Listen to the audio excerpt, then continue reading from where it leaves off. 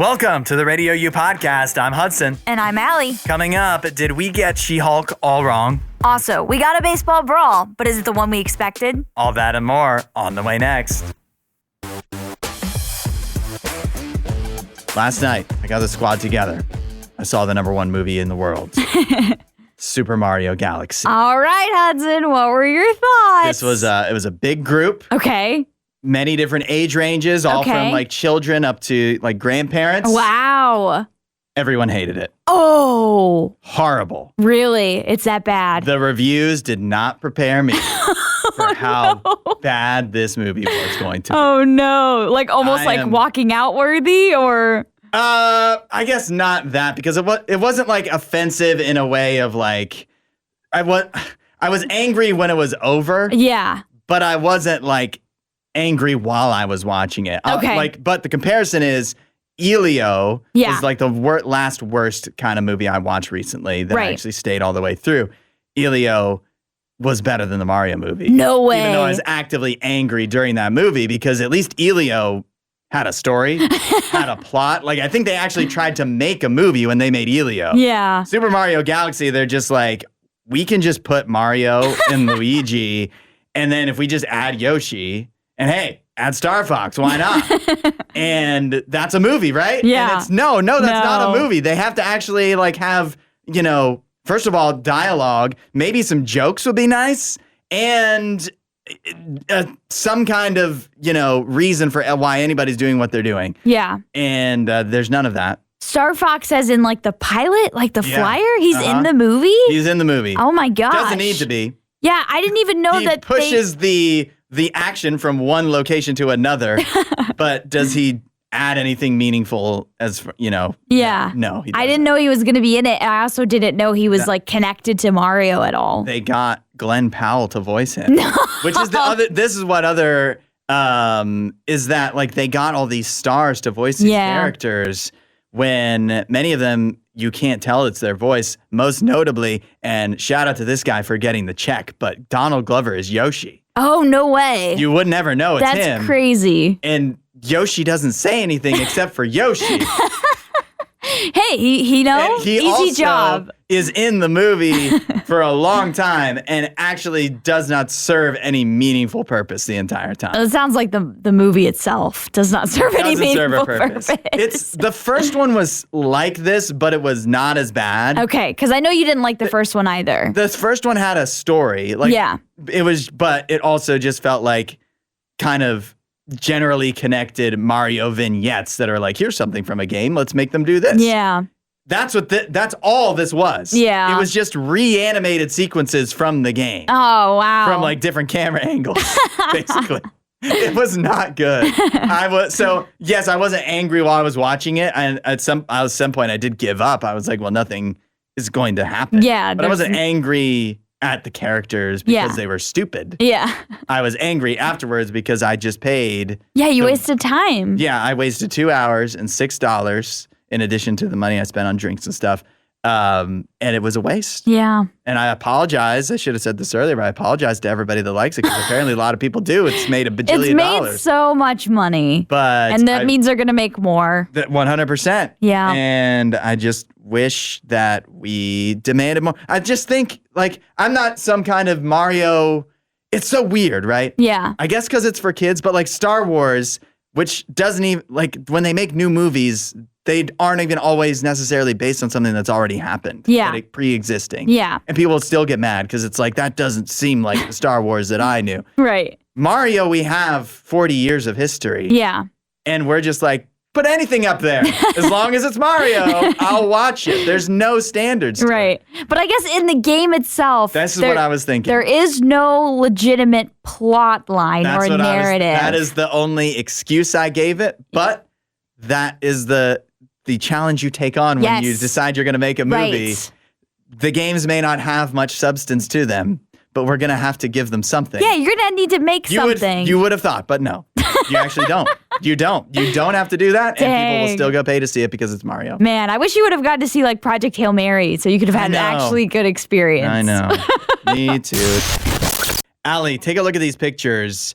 It is a swarm of bees that decided to congregate on one of the turbines of a plane that was about to take off.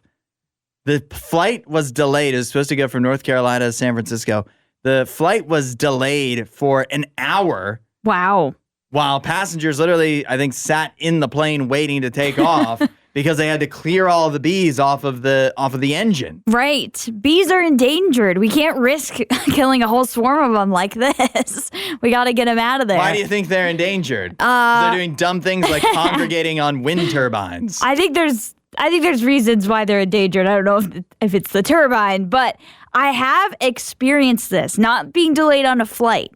But one time in Zambia, a random swarm of bees, like a massive swarm, like you couldn't see through them. Yeah. This is like a cloud of bees, just randomly congregated at our house and ended up like going onto a part of our roof. And we had no idea where they came from, no idea why they came there. And so this happens where they just, a swarm of bees just end up moving in one direction or another. They just need a place to hang out. Plop down somewhere. Well, something tells me, though, if you just turn on that turbine, all of a sudden they might disperse. All that moving wind might make them kind of give them a little, I mean, maybe a few get sucked through. But I think that'd be send a message to the rest of them, get out of here. This is not where you belong. Yeah. I don't understand why. I would be thoroughly upset if I was sitting waiting for this plane to take off. And they were like, well, hold on. We need to collect each and every one of these bees and get them out of here. Well, you do also have to think there are plenty of airport employees that work outside. So they probably wanted to just remove them from the airport entirely because they didn't want the airport employees that are like dealing with the luggage or using the little, what are those things called that direct the planes? Yeah, the wands. Yeah, those little neon wands. They don't want them to get bit. I don't know how this individual that works for the airport drew the short straw to have to remove these things because he's not even wearing like equipment or anything. Oh, yeah? He doesn't have like a mask, the beekeeper helmet thing, whatever that's called. Right. He doesn't have any of that. He's got a brush and some kind of cardboard box or something like that to collect the bees. No, so that's it. It looks like that is a actual like because do you see there's a close-up picture of the person that's like gathering up the bees. Yeah. They have the thing that they're putting the bees in, and then they have like this little like comb thing. So they look like they actually have official stuff that a beekeeper would have. So I think they called in an expert. They kept everybody there. Yeah. Not just so an employee could go do it really quickly, but they're like, hold on. It doesn't matter when these people that need to get to San Francisco get there. We got to call a real beekeeper. Yes. No matter how long it takes. Yes. Get the fastest one here. Get the real beekeeper. I'm shocked it only was delayed an hour. Exactly. Like that's a beekeeper ready to go. It's impressive it was this quick. Yeah. That they got there that quickly. I still want a refund. According to Marvel Studios, specifically the head of streaming television and animation at Marvel Studios, Brad Winderbaum, She-Hulk was one of the most successful Marvel Studios shows of all time. I guess it depends on what you mean by successful. Like, what metrics is he, deciding it's successful? He says, speaking to the Escape Pod on YouTube, he said that it's one of the best performing shows. It just hit the general audience. So I guess people actually watched it, even if many people vocally complained about it. I think it was probably a lot of hate watching because I remember there being a lot of like people reviewing it week after week, like every new episode they would put out reviews. And I never watched the show, but they would be like, it's terrible. Who wrote this? Blah, blah, blah. And but they would still put out a new video about it every single week because they were getting lots and lots of views on those videos about She-Hulk because it seemed like a lot of people wanted to hate on it.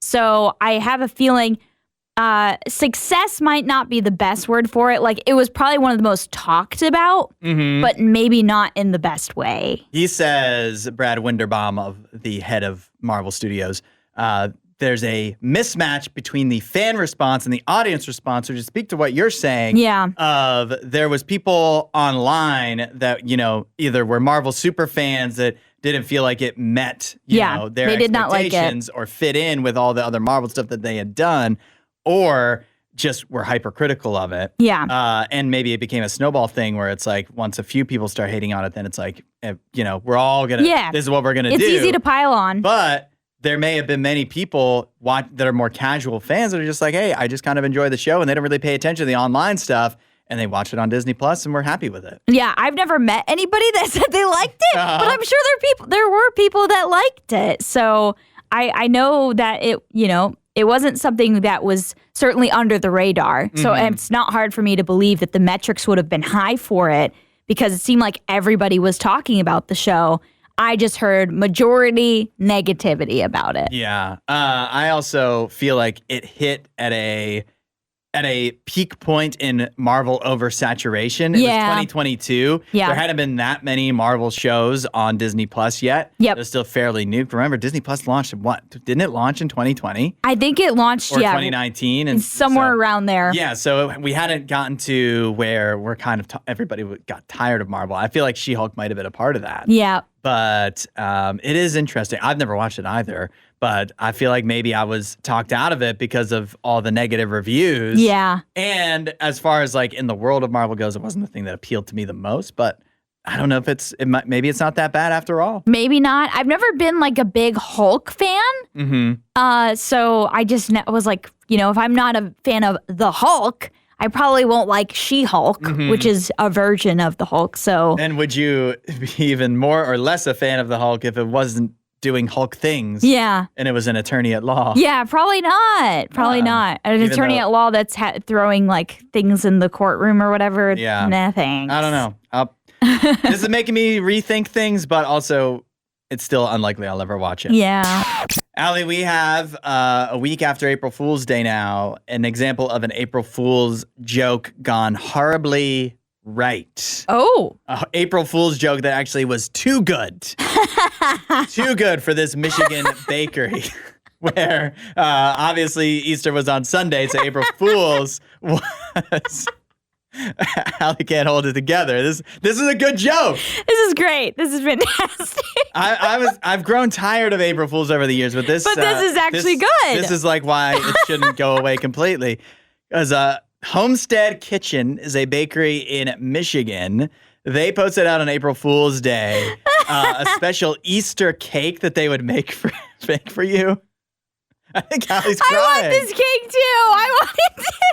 It's a lamb. Apparently they used AI to generate the image of this lamb, but of course it's a lamb. It's got like buck teeth.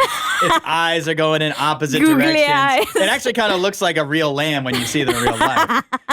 But it was meant to be really goofy looking. Yeah. If I understand it right, they did actually make a few of these actual cakes based off of this image that they posted on their Instagram. But they only made a limited amount.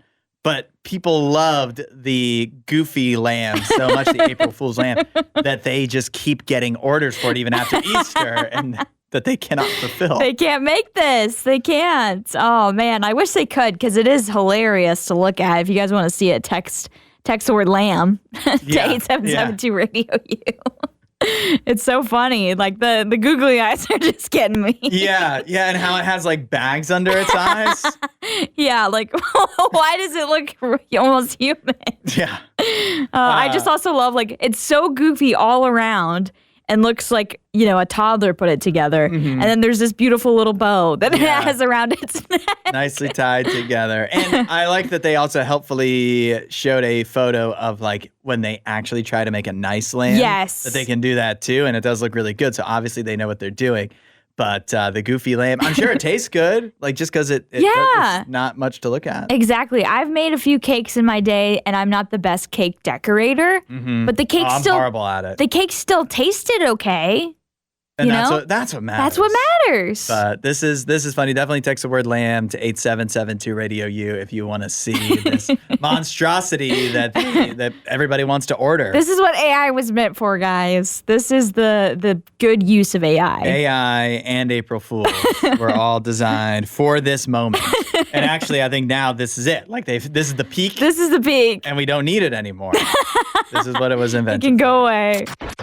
There's controversy rocking the world of Pokemon Go. Okay. Where Firestar73 has been stripped of a title that he rightfully won. Oh no. What did Firestar73 do? Well, that's the controversy.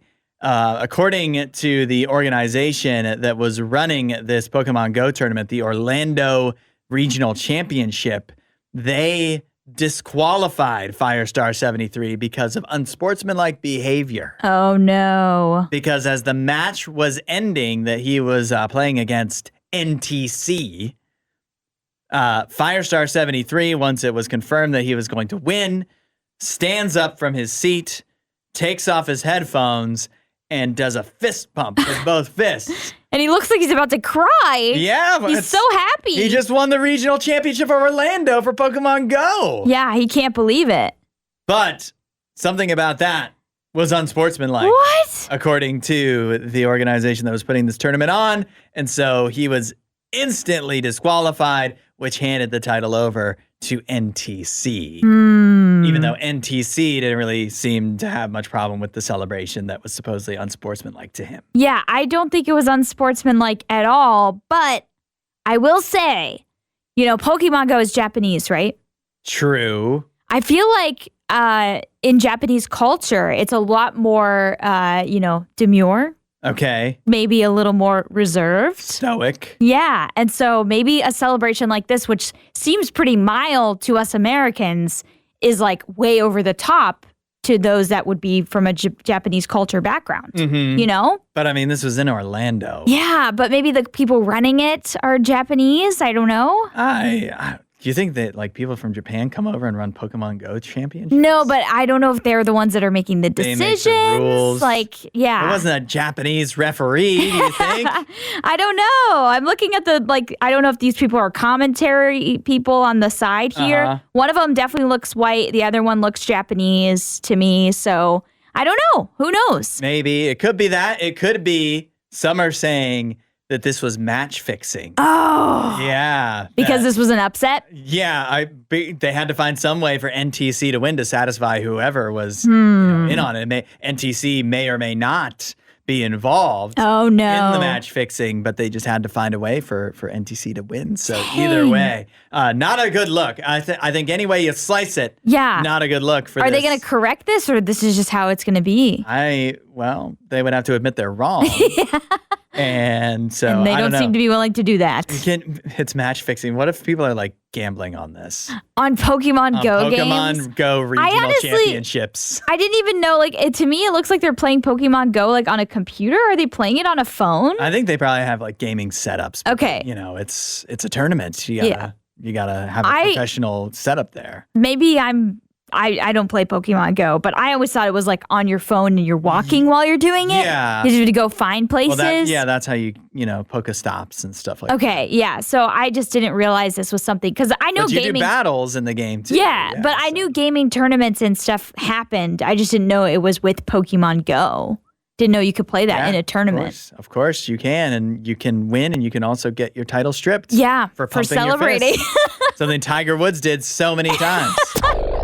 Earlier this week, it was yesterday. Yesterday, we were talking about, Ali and I were talking about how the Red Sox have a player named Wilson Contreras. Okay.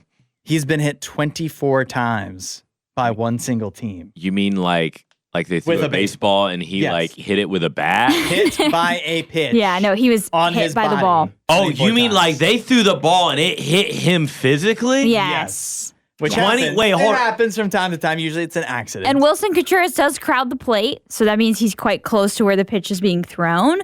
But that's a lot from one team. No other teams hit him 24 times. Why is he getting hit? And why 24 times? You think after the third time? That's a good question. These are the questions that he's asking, but he's saying if the Brewers hit him again, he was going to come after him. Yeah, he said he was going to take one of them out yesterday, and we were waiting to see if there would be a fight that would break out. I need to watch baseball more because I didn't know people were just getting randomly hit and doing nothing about it. That was aftermath from Monday's Red Sox-Brewers game. In Tuesday's Red Sox-Brewers game, we did not get a brawl. Wilson Contreras didn't come after anybody. But we got a baseball brawl either way. Yay! Wait, what? Because what happened? Jorge Soler of the Los Angeles Angels attacked Reynaldo Lopez, the pitcher for the Atlanta Braves, on the mound. Define there was attack. A mound charge last night. What's a mound? The mound is where where they pitch the ball from. Oh, okay. So Soler is at bat, and there's some type of words and like. They keep looking at each other. Oh my goodness, is that the video? Yeah.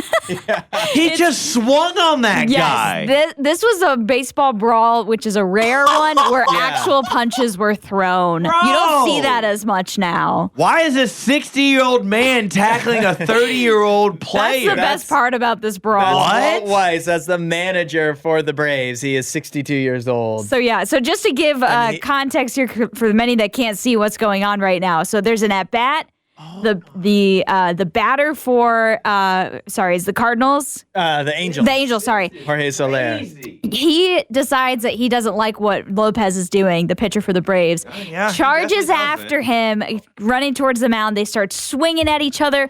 Lopez ends up swinging at Soler with the ball in his hand, hits him on the head, and then Walt Weiss comes out of nowhere, tackles Soler to the ground, even though Walt Weiss is in his 60s. Yeah, and Jorge Soler's 6'3", 235. It's the most wild brawl ever. Text brawl if you want to see this video. So y'all was watching WWE last night. Yeah. Walt Weiss's form, he must have played football. He must have played defensive back or linebacker because he was definitely a baseball player, but he must have been a two-sport athlete because it's textbook form on Jorge Soler.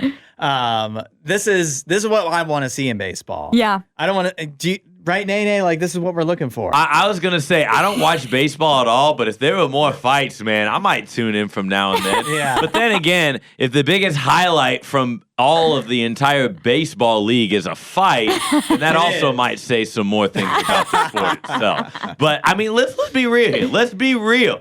This was entertaining. That's what I'm saying. And imagine if we got something like this in the NBA. Yeah. The playoffs are coming up. This is the intensity we need to bring. Get Draymond or Dylan Brooks or Isaiah Stewart to go crazy. We need an NBA villain. The NBA, the players, as Hudson has said many, many times, they just don't seem to care very much. They're too friendly. Yeah. They're too friendly. So hopefully this intensity, because it's going to be in the NHL playoffs, which start. Oh, yeah. I can't wait for that. The NHL is too soft, man. No one fights in that. Get out of here. We are in what you could make an argument for is the best month of the year. We went through this as far as sports goes, and then you add the spring fundraiser to it. It just makes it even better. But, I mean, it's between April and October, the best sports month of the year. And part of what makes April so special is the Masters. Yeah. Possibly the best sporting event of them all, which kicks off today, which tees off today. Allie, who do you think is going to win the Masters? So last year it was a kind of a surprise win. Rory McIlroy finally got it done. Mm-hmm. He'd been chasing that green jacket forever, and so it was emotional watching him win that. But I think this year we'll see Scotty win it again. Oh, Scotty. Yeah. Scotty Scheffler, for those that don't know. Scotty Scheffler's a great golfer. But he's already won it, twice? I think he's won it twice. Yeah. And I thought he was going to win it last year, but he didn't. That'd be so boring if he wins. I like Scotty Scheffler. I do too. I find him, even though he wins all the time, I don't get like, usually for teams or people that win all the time, like the Dodgers, I'm like, get them out of my TV. I don't want to watch them. But for Scotty Scheffler, I still love him. He even said, I think that winning doesn't really feel good. It's just a job for him. Right. Which is, you kind of respect in a way. Yeah. Because it just means that he has his priorities in order. He cares about his family and whatever. But to me, I feel like Scotty has not been the Scotty we're used to. Not as dominant. Which still subpar Scotty is still as good as just about anybody. Yeah. But you got to be on top of your game coming into the Masters. It's true. And so that's why I think it's a 2-man race. I think it's either Cam Young, who this would be his first actual major win, but he's got the talent to do it, and he just won the Players' Championship. Okay. And there's some history of winning the Players' Championship and then going on and winning the Masters. All right. So he could do it, or Bryson DeChambeau. Because everybody forgets he's still like possibly, he could be the biggest star in all of golf, but still sometimes forgotten in a way because he's on the LIV Tour, where, by the way, he's won the last 2 times he's played. So yeah, it's Bryson is in good form, but also Bryson sometimes shows up to these majors, like moves from the LIV Tour to playing on the PGA majors and falls apart and misses the cut somehow. So it's really like he is all over the place when you look at his performances. I feel like in that's these the old majors. Bryson. He doesn't miss anymore. I think He's been great at the Masters. Wasn't it last year when he there was a couple majors that he missed the cut? I don't know. I don't have it, but like I just feel like that's the way he used to be. And so volatile. That's why it was so surprising to see it last year, where he's like, oh, he's falling back into his old ways or something. I do know he's using a 3D printed club. What? Yeah, made his own club. We'll see how that He goes. made it, so it's like not a branded club. Yeah. Mm-hmm. Wow. His own custom 3D printed club. I don't know if he's going to win with that, but I think he'll be in the mix. He's Okay. going to be in the mix. Real quick, somebody who is normally a contender you think is going to fall off, maybe miss the cut. ooh, Besides Bryson, evidently. yeah, who's normally a contender? Who's going to miss the cut entirely? Man. I don't know. I don't know if I have any good vibe on anybody that normally is in good contention that's probably going to miss the cut. Okay. I'll say Xander Schauffele. He's Okay. going to have a bad weekend. I have no reason why I'm saying that. I'm just throwing a name out You're there. probably right, just because why not? I just had somebody in mind. I think Rory, he's the defending champion, Ooh. but like I feel like maybe he had to get so focused and dialed in to finally win. Yeah. And now I don't know if he's got that. I don't know if he's going to have that this time around. You know, a lot of distractions when you win. Right. Got a lot of other, obligations. Now everybody's chasing returning. you. Yeah, exactly. So maybe Rory misses. Thanks for listening to the RadioU Podcast. Don't forget to rate and review the show.